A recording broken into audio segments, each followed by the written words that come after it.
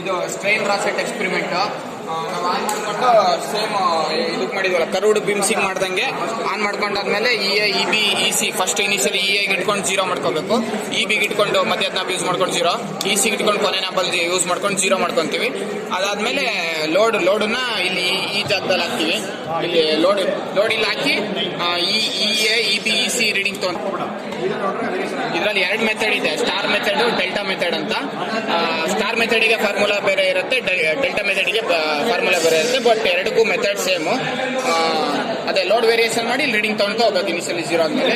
Delta ಅಂದ್ರೆ ಇಲ್ಲಿ ವೈರಲ್ಲಿ D ಅಂತ ಬರ್ದಿರುತ್ತೆ, ಸ್ಟಾರ್ ಅಂತಂದ್ರೆ ಇಲ್ಲಿ R ಅಂತ ಬರ್ತಿದೆ ಇಲ್ಲಿ ಅಷ್ಟೇ. ಅದೇ ರೆಕ್ಟಾಂಗಲ್ ಸೇಮ್ ಕರ್ವ್ಡ್ ಬೀಮ್ ಹೆಂಗ್ ಮಾಡ್ತೀವಿ ಅದೇ ತರಾನೇ ಮಾಡೋದು. ಸೇಮ್ ಕ್ಯಾಲ್ಕುಲೇಷನ್ ಮಾತ್ರ ಇನಿಷಿಯಲಿ ಈ ವ್ಯಾಲ್ಯೂಸ್ ನಾಬ್ ಯೂಸ್ ಮಾಡ್ಕೊಂಡು 0 ಮಾಡ್ಕೊಂತೀವಿ. 3 ವ್ಯಾಲ್ಯೂಸ್ ನ ಲೋಡ್ ಅಲ್ಲಿ ಹಾಕಿ ಈ ನಾಬ್ ಯೂಸ್ ಮಾಡ್ಕೊಂಡು 3 ವ್ಯಾಲ್ಯೂಸ್ ನ ರೀಡಿಂಗ್ ತಗೊಂಡು load EC value load vary ಮಾಡ್ತಾ ಹೋಗ್ತೀವಿ.